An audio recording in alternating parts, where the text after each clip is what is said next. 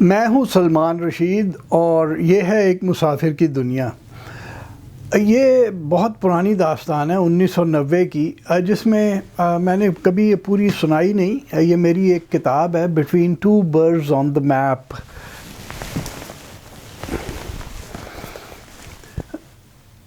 Between two birds on the map, اور یہ 1995 میں چھپی تھی۔ تو یہ داستان اس میں بہت ساری داستانیں، یہ سفر کافی لمبا تھا، 1100-1200 کلومیٹر کا، جس میں سے کوئی 800 کلومیٹر جو تھے وہ پیدل تھے، باقی کہیں ٹوٹوں میں کہیں جیپ شیپ پہ سفر کرنا پڑا تھا۔ وہ میں یعنی کاغان سے شروع ہوا، جانا تو میں نے کشمیر میں سے تھا اور دیوسائی پہنچنا تھا گجر لوگوں کے ساتھ مل کے، لیکن وہ 1990 میں تب بھی کوئی انڈیا پاکستان کی آپس میں یہ جو ہم کرتے رہتے ہیں کھیل تماشا، وہ ہوا تھا۔ تو مجھے ڈپٹی کمشنر صاحب جو تھے مظفر آباد میں، مجھے کہنے لگے کہ اچھا آپ کو بڑا شوق ہے ادھر سے جانے کا۔ میں نے کہا جی۔ کہتے جائیں پھر آپ، تو یہیں کہیں ہم پھر آپ کا مقبرہ بنوائیں گے بعد میں۔ تو میں پھر بکری ہو گیا اور میں کاغان آ گیا، کاغان سے بابو سر سے ہو کے ایونچولی میں دیوسائی پہنچ ہی گیا، اور پھر وہ آگے لمبا سفر بیفو گلیشیئر، بیفو سمگیانگ برالدو گلیشیئر کا جو ٹریورس ہے، جو اب تو خیر ہمارے یہاں رواج ہے کہ جو بھی شملہ پہاڑی پہ بھی چلے جائیں نا، اور اگر 2 لفظ لکھنے آتے ہوں، یا اب آج کل تو یہ مل گئے ہیں نا اسمارٹ فون، تو شملہ پہاڑی پہ چڑھ کے کہتے ہیں کہ جی ہم پہلے پاکستانی ہیں جو شملہ پہاڑی پہنچے ہیں۔ اس زمانے میں بھی رواج چل پڑا تھا اردو کے، ایک سفر نامہ نگار نے یہ چالو کر دیا تھا کام کہ میں پہلا پاکستانی ہوں جو یہاں آیا، لیکن میں واقعی پہلا پاکستانی تھا جس نے یہ ٹریورس کیا تھا، یعنی بیفو سمگیانگ برالدو گلیشیئر کا۔ اس سے پہلے پاکستانی پورٹرز نے ضرور کیا تھا یورپین لوگوں کے ساتھ، کسی پاکستانی ٹریکر نے نہیں کیا ہوا تھا۔ بہرحال جب میں تھا اپنا سکردو میں، تو مجھے بلتی پورٹر نہیں مل رہے تھے، اور جتنے وہاں پہ اب وہ سیزن تھا، سب لوگ کیٹو کی طرف جا رہے تھے ادھر سے، یعنی کنکارڈیا کی طرف، اور وہاں پہ بڑے بڑے پہاڑ چڑھنے تھے، اور پورٹر صاحبان جو ہوتے ہیں وہاں پہ ان کو بہت کچھ ملتا ہے، ان کو کپڑے ملتے ہیں، بوٹ ملتے ہیں وغیرہ۔ اب میں ایک غریب بڑا 10-20 ہزار روپے لے کے میں پہنچا ہوا تھا، تو وہ جب میرے سے پوچھتے تھے کہ ایکسپیڈیشن میں کتنے ممبر ہیں، میں کہتا تھا میں اکیلا ہوں، تو وہ پھو کر کے نا چلے جاتے تھے بلتی لوگ، تو انہیں پتہ تھا یہاں سے کچھ نہیں ملنے کا۔ تو ایک دن ایک لمبوترے سے منہ والا بندہ وہاں پہ گھوم رہا تھا، میں نے اس کو کہا کہ بھائی جان آپ کدھر سے آئے ہیں؟ تو پتہ چلا کہ وہ گجال میں، ہنزا سے اوپر کا جو علاقہ گجال ہے وہاں سے آیا ہوا ہے، اور اس کا نام تھا غلام داور۔ اور میں نے کہا یار وہ میں نے یہ ٹریورس کرنا ہے اور مجھے بندہ کوئی نہیں مل رہا۔ کہتا میں شمشال کے ایک بندے کو جانتا ہوں جو اس رستے سے واقف ہے، وہ تمہیں لے چلے گا۔ تو میں نے کہا کہ اچھا یار، تو پھر وہ ہے یہاں، ملاؤ۔ کہنے لگا نہیں وہ شمشال میں ہے، مجھے جانا پڑے گا شمشال اس کو بلانے کے لیے۔ میں نے کہا اچھا تو پھر آپ تکلیف کریں، آپ جناب جائیں۔ تو اس نے کہا کہ پیسے لگیں گے۔ میں نے کہا کتنے؟ کہ 400 روپیہ۔ میں نے 400 روپیہ دے دیا، اور میں نے غلام داور کو جاتے ہوئے دیکھا، تو میں نے کہا وہ 400 روپے بھی گئے، غلام داور بھی گیا۔ لیکن نہیں، کچھ لوگ ہوتے ہیں کردار والے۔ کوئی 4-5 دن کے بعد غلام داور واپس آیا، ساتھ 2 بندے۔ ایک یہ تھاب تھے عزیز اللہ بیگ، شمشال کے رہنے والے ہیں۔ یہ تصویر میں نے ان کی 2010 میں کھینچی جا کے، جب میں دوبارہ شمشال گیا تھا پورے 20 سال کے بعد۔ تو عزیز اللہ نے کہا کہ ہاں میں نے بالکل دیکھا ہے، اور 1988 میں یا 1986 میں یاد رہے کہ 1990 میں ہوں ادھر، تو 3-4 سال، 86 کی شاید بات تھی کہ 2 انگریز عورتیں آئی تھیں، اور وہ شپٹن کے گاؤں کی تھیں۔ اب ایرک شپٹن کو میں اپنا بڑا ہیرو مانتا ہوں، لیکن مجھے یہ نہیں پتا کہ ایرک شپٹن کا گاؤں کون سا تھا۔ میرے پاس شپٹن کی ایک بایوگرافی پڑھی ہے، لیکن مجھے یاد نہیں آف ہینڈ کہ شپٹن کا گاؤں کون سا تھا۔ بہرحال وہ کہنے لگا جی وہ شپٹن کے گاؤں کی تھیں، اور وہ جانا چاہتی تھیں وہاں جہاں 1937 میں شپٹن گیا تھا۔ تو میں نے کہا یار وہ میں بھی وہیں جانا چاہتا ہوں جہاں شپٹن گیا تھا۔ تو کہنے لگا کہ ٹھیک ہے لے چلیں گے، اور ساتھ میں وہ نوجوان جو تھا اس کا نام تھا خوشحال خان، وہ یہ ہے خوشحال خان. یہ تصویر بھی 2010 میں کھینچی جب میں شمشال سے واپس آیا.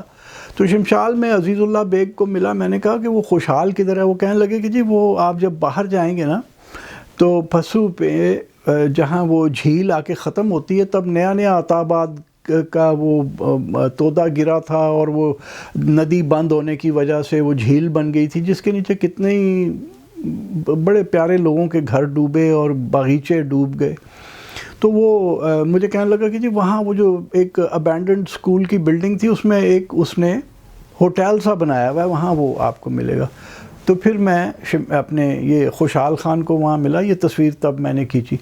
خوشحال خان بڑا شرارتی آدمی تھا. جتنا عزیز اللہ سیریس تھا اتنا خوشحال خان شرارتی تھا. اور بقول عزیز اللہ کے خوشحال جو تھا نا وہ اس کا کسی بہن کی بیٹی کا خاوند بھی تھا. تو خیر وہ ہم چل پڑے. اور اب وہ چونکہ میں بہت ساری چیزیں ایکسپلور کرنا چاہتا تھا جو کہ مجھ سے پہلے کبھی 19ویں صدی کے اندر انگریز لوگوں نے ایکسپلور کی ہوئی تھیں. تو ایک دماغ میں فطور تھا. تو ایک ہم نے جو میں نے پروگرام بنایا تھا وہ ایک سکورا لا ہے. وہ جو درہ ہے وہ تقریباً 5070 میٹر اونچا ہے، یعنی 16,650-60 میٹر فٹ اونچا ہے. اور وہ شگر اور بلتورو کا جو ندی نکلتی ہے اس کے بیچ وہ رستہ ہے. یعنی پہلے زمانے میں کئی بار یہ بھی ہوتا تھا کہ جو انگریز کو پیما یا افرنگی کو پیما آیا کرتے تھے وہ بجائے اس کے شگر وادی میں سے ہو کے پورا اسکولے پہنچنے کے وہ کچھ یہاں سے بھی جایا کرتے تھے سکورا لا کے رستے سے. لیکن سکورا لا کو شگر کی طرف سے چڑھنا بڑا مشکل ہے. یعنی بالکل شدید ایسی چڑھائی ہے اور کوئی پورے 1200 میٹر سے زیادہ کی ہے. آپ 13,000 فٹ پہ ہوتے ہیں اور آپ نے 16,000 فٹ پہ پہنچنا ہے. تو وہ تقریباً 1200 میٹر بن جاتا ہے اور بالکل کھڑی چڑھائی ہے. تو یہاں سے کم لوگ جایا کرتے تھے. ایک کوئی ڈاکٹر فالکنر کبھی گیا تھا 19ویں صدی میں. پھر 19ویں صدی کے آخری چند سالوں کے اندر وہ ایک ڈاکٹر ہنری ورکمین تھا اور اس کی بیوی فینی وہ یہاں سے گئے تھے. تو میں بھی ان کے چونکہ کام سے واقف تھا تو میں نے کہا کہ میں نے بھی یہ دیکھنا ہے. تو خیر ہم یہاں سے چڑھ گئے. کافی مشکل کام تھا کیونکہ وزن بھی زیادہ تھا. آگے ہم نے گلیشیئرز میں جانا تھا اور فطور دماغ کا تھا کہ جانا ادھر سے ہی ہے. ایک دو بار عزیز اللہ نے کہا یار یہ مشکل ہے، واپس چلتے ہیں آرام سے جیپ پہ بیٹھ کے اسکولی چلے جاتے ہیں. اسکولی تم نے جانا ہے؟ میں نے کہا نہیں ادھر سے جانا ہے سر. تو خیر وہ ہم اتر گئے. جب ہم پرلی طرف اترے ہیں تو ایک جو ندی آ رہی ہے، ندی کے پار اسکولے ہے جہاں پہ ہر ماؤنٹینئرنگ ایکسپیڈیشن پہنچتی ہے اور اسکولے سے سارے واقف ہیں. اس کے یہ جو تصویر آپ دیکھ رہے ہیں یہ بھی 2010 کی کھینچی ہوئی ہے. اس میں یہ اسکولے کے بالکل مشرقی کنارے کے اوپر ایک چند ہوٹل سے بن گئے ہیں. رات آپ رکتے ہیں یہاں پہ، جیپ آپ کے لا کے یہاں چھوڑتی ہے، آپ رات یہاں سوتے ہیں، صبح سویرے پھر آپ نکل کے ٹریک شروع کر دیتے ہیں. لیکن ابھی مجھے کسی نے بتایا کہ جی اب جیپیں جو ہیں وہ ردوکس تک جاتی ہیں بلتورو گلیشیئر کے اوپر. تو میں بڑا حیران تھا. ہم نے ناس تو ہر چیز کا مارنا ہی مارنا ہے نا. تو جیپ پھر کہن گے جی ہن کیٹو تے بھی چڑھا دیو. تو یہاں اس وقت 1990 کے اندر یہاں کچھ نہیں تھا. ہم نے ایک باغیچے کے اندر کیمپ کیا تھا رات کو. اچھا جب ہم ادھر سے اوپر سکورا لا سے یعنی نارتھ فیس کے اوپر اترنا شروع ہوئے ہیں نا سکورا لا کے، تو نیچے گاؤں نظر آ رہا تھا. اس کا نام ہے تیستے. اس کے اور اسکولے کے بیچ اس زمانے میں ایک بہت ہی خوفناک قسم کا پل ہوتا تھا. یہ ولو کے جو پیڑ ہیں اس کی ٹہنیوں کو بن کے رسہ بنایا جاتا تھا اور وہ 2 رسے اوپر ہوتے تھے اور ایک رسہ آپ کے پاؤں رکھنے کے لیے ہوتا تھا. 2 رسے آپ نے پکڑ کے اس کے نیچے والے کے اوپر پاؤں رکھ کے آپ نے چلنا ہے اور درمیان میں ان کو ٹرانسورس وہ چھوٹی رسیوں سے، وہ بھی ولو کی بنی ہوئی ہوتی تھیں، ان کے ساتھ ان رسوں کو جوڑا ہوتا تھا کہ وہ نیچے والا بالکل ہی لٹک نہ جائے، کہ آپ اس پہ پیر رکھیں تو وہ نیچے چلا جائے، آپ کے ہاتھ چھوٹ جائیں اوپر سے۔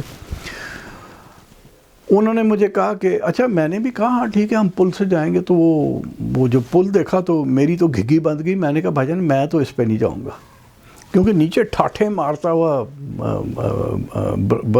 برالدو ندی، جسے یہاں پہ برالدو کہتے ہیں، آگے آگے شگر کہلاتی ہے، اور اسکردو کے پاس وہ اپنے سندھو دریا میں گر جاتی ہے۔ تو میں نے کہا میں تو نہیں جاؤں گا۔ انہوں نے کہا جی پھر یہ ہے، وہ گراڑی جو ہے نا اس کے اوپر ہم آپ کو بٹھا دیتے ہیں، وہ ایک ڈبہ سا تھا، اس میں آپ بیٹھ جاتے ہیں، تو ادھر سے کوئی رسی کھینچتا ہے، وہ تار کے ساتھ، تار کے اوپر چلتی ہوئی، یعنی پانی میں نہیں آپ ہوتے، اوپر تار باندھی ہوئی ہے، اس سے آپ ادھر پار ہو جاتے ہیں۔ تو ہم نے تستے سے یہ گراڑی پہ بیٹھنا تھا۔ اچھا، جب ہم اوپر سے اتر رہے ہیں نا، تو عزیز اللہ نے مجھے کہا یار دیکھو ابھی فصل ان کی کٹی ہوگی، اگست کا جولائی کے دن تھے، جولائی کا مڈ جولائی تھا، تو عزیز اللہ نے کہا کہ بھئی ان کی جو اور کنک کی فصلیں ابھی کٹی ہوں گی، تو ہم ایسے کریں گے کہ ہم ان سے آٹا لیں گے کنک کا، اور وہ ہو سکتا ہے کہ حیل و حجت کریں، ہمیں کنک کا آٹا نہ دیں۔ تو میں کہوں گا کہ تم کرنل ہو اور تم ایک سروے کر رہے ہو کہ ہسپتال اور آپ کا بھلا ہو جائے، اسکول تستے میں کہاں بننا ہے۔ تو میں نے کہا یار وہ بری بات ہے، جھوٹ نہیں بولنا چاہیے۔ تو وہ کہنے لگا نہیں اس کے بغیر وہ ہمیں اچھے ریٹ کے اوپر آٹا وغیرہ نہیں دیں گے۔ تو میں نے کہا جی ٹھیک ہے، پھر جو آپ کہتے ہیں وہ کر لیتے ہیں۔ تو ہم گاؤں میں پہنچے تو نمبردار کا پوچھا، انہوں نے بتایا کہ جی وہ فلاں جگہ ہے نمبردار، ہم اس کے گھر گئے۔ تو عزیز اللہ نے کہا ذرا آرام سے پیچھے پیچھے آؤ، یہ دو تمہارے ساتھ آتے ہیں، میں جا کے تعارف تمہارا کرا دوں۔ تو عزیز اللہ نے آگے جا کے اسے بتایا کہ وہ کرنل صاحب آ رہے ہیں، وہ سروے کے ہیں، اور وہ دیکھنا چاہتے ہیں کہ یہاں اسکول بن سکتا ہے اور ہسپتال، تو تاکہ یہ اسکولے کے لوگ بھی ادھر آئیں، اور یہاں پھر پل بھی بنے گا وغیرہ۔ بڑی لمبی شپیل دی اس غریب آدمی کو۔ جناب وہ نمبردار صاحب تو شاید تیار بیٹھے تھے اس قسم کی کوئی جھوٹ سننے کے لیے، کیونکہ انہوں نے تو ہمیں پھر ہاتھوں ہاتھ لیا۔ میں پہنچا تو وہ چائے لگی پڑی تھی، اور بڑا جناب ہمارا انہوں نے سواگت کیا، اور بڑا جناب کہ جی بالکل آپ چائے پئیں، پھر ہم آپ کو بتاتے ہیں کہ ہسپتال کہاں بننا ہے اور اپنا اسکول کدھر بننا ہے، ہم نے جگہ رکھی ہوئی ہے۔ خیر جی وہ بیٹھ گئے وہاں پہ، چائے وائے پی، اس کے بعد ہم اٹھے، جیبوں میں ہاتھ ڈال کے ٹہلتے ہوئے نمبردار صاحب کے ساتھ آگے چلے۔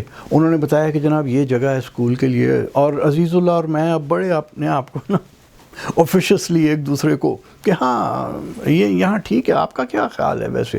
وہ کہہ رہے ہیں جی بالکل بالکل، اور میں بھی یہ جگہ کافی اچھی ہے، مناسب ہے، یہ رقبہ بھی بہت ہے، یہاں پہ ایک 20 بیڈ کا ہسپتال بن جانا چاہیے، مسئلہ نہیں ہوگا، اور ڈاکٹر صاحب کے رہنے کی جگہ بھی فلاں جگہ بنے گی، اور اسکول، ہاں اسکول، وہ اسکول کے لیے انہوں نے کہا جی وہ ذرا پرے، وہ آپ کو وہ بھی دکھا دیتے ہیں، وہ بھی انہوں نے ہمیں جگہ دکھائی۔ ہم نے کہا وہ استاد کہاں رہیں گے، ان کے لیے یہ ذرا جگہ تنگ ہے کہ نہیں سر، استاد کے لیے ہم اپنے کسی گھر میں رکھیں گے، وہ ظاہر ہے باہر سے کہیں سے آئے گا، ہمارے یہاں تو کوئی پڑھا لکھا نہیں ہے۔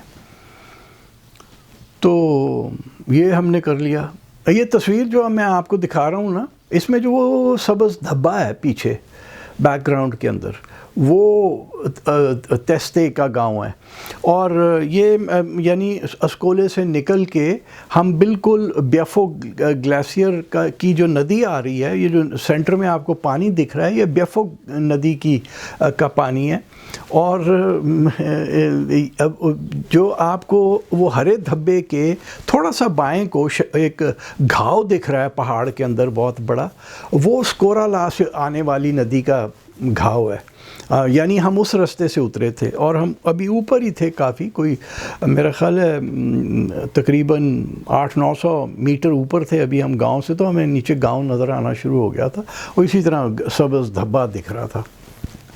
تو خیر جی وہاں پہ انہوں نے ہمیں، تو ہم نے پھر انہیں کہا کہ جی وہ کوئی آپ ہمیں آٹا فراہم کریں، ہم نے آگے بھی سروے کرنا ہے۔ تو نمبردار صاحب نے ہمیں 20 کلو آٹا دیا، اور میرا خیال ہے شاید 1 روپیہ لیا 1 کلو آٹے کا، اور اس کے بعد وہ انہوں نے ہمیں وہ گراڑی تک لے کے آئے، اور وہاں پہ ہمیں الوداع کہا، اور اس کے بعد جب ہم پار ہو گئے تو عزیز اللہ نے ہاتھ پہ ہاتھ میرے مار کے کہا کہ کیسا رہا؟ رشید صاحب یہ کام صحیح بن گیا نا. ان سے ہم نے آٹا بھی لے لیا اور 1 روپے کلو کے حساب سے آٹا لے لیا.